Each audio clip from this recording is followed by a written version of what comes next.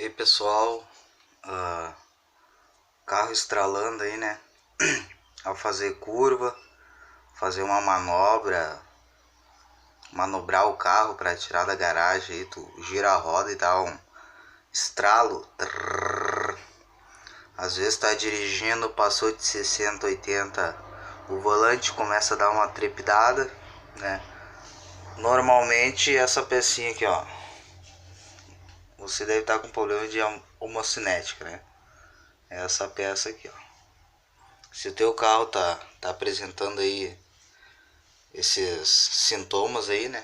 Girou a roda ali, dá uma acelerada para fazer uma curva, dá o estralo, como se fosse estralando mesmo. É problema de homocinética, tá? Pode ter certeza. E essa é uma peça fundamental para o carro. Estragou a homocinética, o carro não anda mais.